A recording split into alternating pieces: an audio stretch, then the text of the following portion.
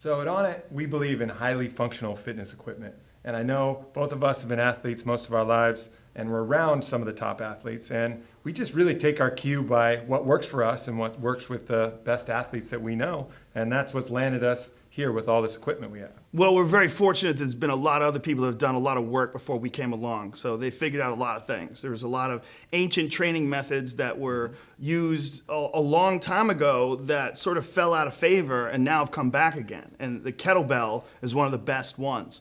The mace is another one, steel clubs, another one. All the way from 12th century in Persia, these warriors and wrestlers would learn that if they used something heavier than they even used in battle, they'd be even stronger for what they're doing. Stuff that is hard to work if you're just using the barbell and dumbbell program. Yeah, for a long time, people were using these isolation machines like Universal machines and Nautilus machines, and they thought that was the way to go because everything looked beautiful, high tech with cams and pulleys and Remember chains. the ones that had the water that filled up the tanks? Oh, yeah. Did you ever see those? Well, in our weight room and wrestling, we always had the ones with the pin. Could you do the stack? Could you lift the stack? Stack it, bro. Guys would put the pin under the stack, and it was such a goofy exercise, and there was no balance involved. And once you moved on to free weights, you realize like, oh, it's much more difficult to balance weight out as you're pushing it. And then once I moved to kettlebells, I started realizing that functional strength really comes from using your whole body. And that's what you use when you're doing anything athletic. You very rarely isolate things athletic. Even when you're throwing a ball, you're thinking you're throwing it with your arm. You're throwing it with your whole body.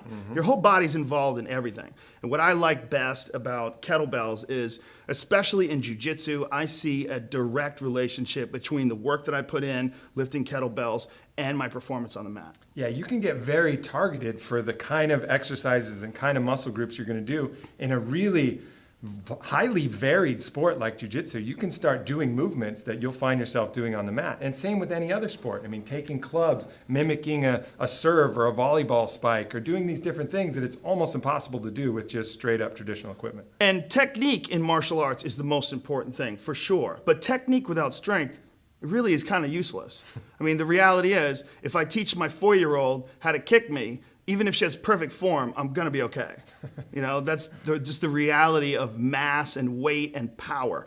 And adding strength to technique is always beneficial. And I think the best way to do that is with the equipment that we sell at Onnit. Whether it's kettlebells, battle ropes, steel clubs, maces, those, in my opinion, are the best tools for developing functional strength, and it's the stuff that we use. Yeah, and then when we go visit all these MMA gyms, whether it's Jackson's or Johnny Hendricks, who's about to fight this coming weekend, I know for you on the video it won't be this weekend, so don't tell us what happened. We'll be there.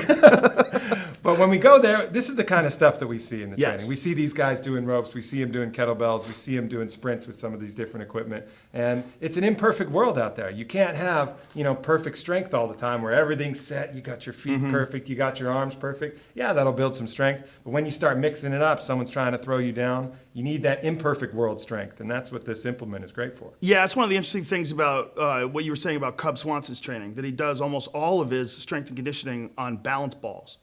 Which is another great way to sort of prepare your body to be moving in awkward ways and to have strength in awkward ways. A lot of people are strong in ways that their body is efficient, whether it's kickboxing or whether it's running, whatever your body's used to doing. The more things you can get your body used to doing, the more your body's going to respond if you put it in an awkward situation. Yeah, absolutely. So Joe, take us through one of your favorite kettlebell exercises, and we'll show these guys kind of what this equipment looks like in action, and I'll show them one of my favorites for the mace. One of my favorites is the alternating clean. And alternating clean, I do it with 70 pounds in each hand, and that's these big gorilla bells. And I love these because it makes me feel like a man.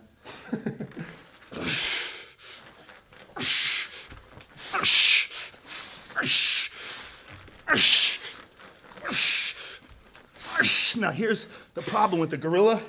I really should have it the other way because the gorilla face is leaving a face tattoo on my arm, but you see, it's really not that bad. Even with 70 pounds, this is very heavy. But the beautiful thing about that exercise is it's forcing you to use everything. You're lifting up with your legs, you're stabilizing with your core, you're pulling with your shoulder and your upper body, you're holding it in place with your forearm and your biceps. Everything's moving.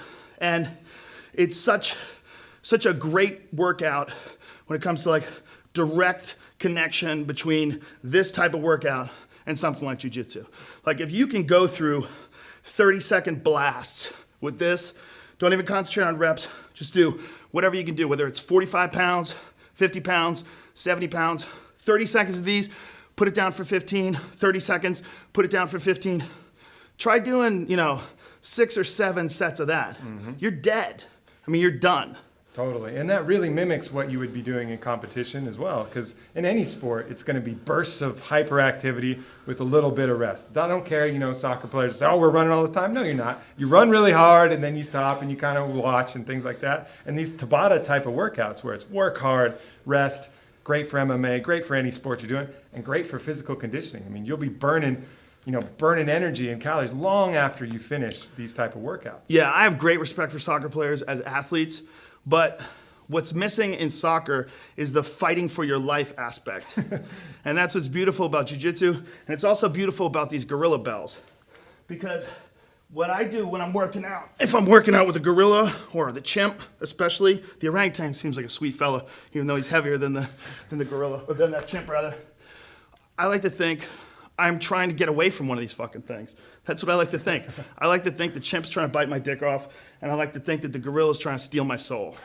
These are the things I think of when I'm working out. So when I'm lifting these things, I'm literally thinking about combat. I'm literally thinking about fighting for my life. I put myself in a state right before I'm gonna work out. I chalk it up. If I'm about to get an intense workout in, I really feel like I'm about to do battle. I get my head in place, and I go.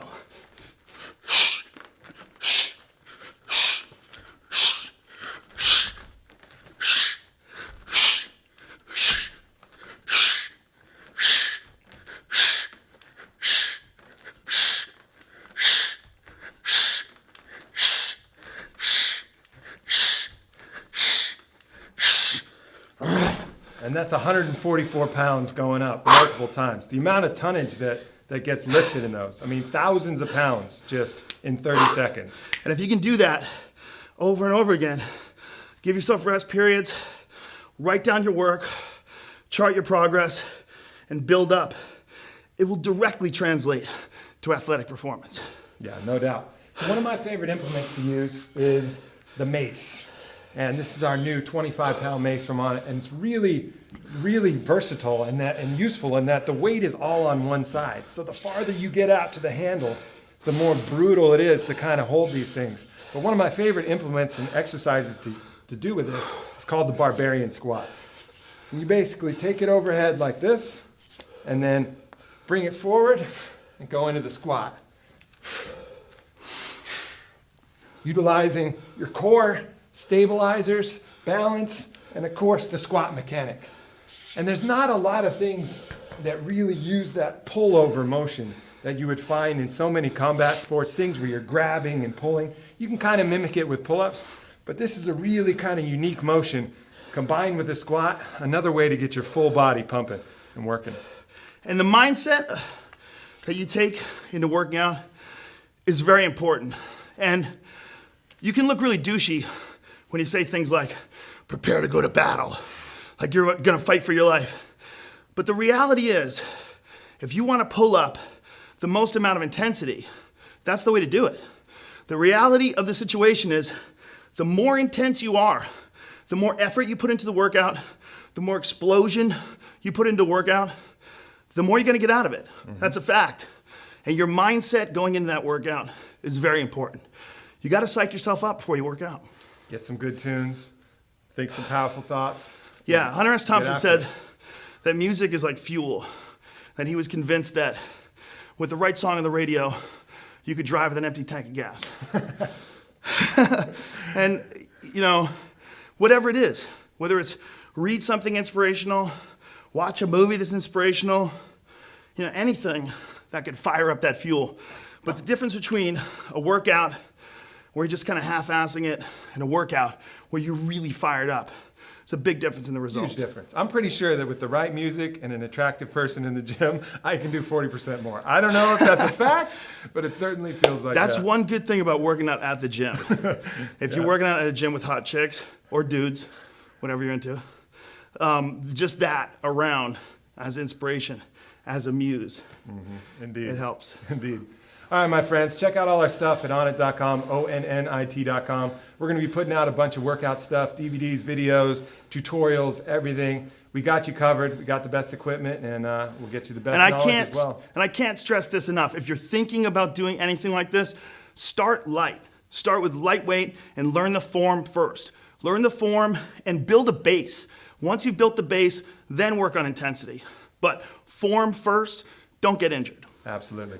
Yeah, if you're injured, no good at all. You're going to lose all your gains anyway. So especially if you get injured doing something stupid, then you feel like a loser. Off. Then you have to overcome that to build up confidence. Indeed, my friends. Thanks a lot, and we'll be seeing you.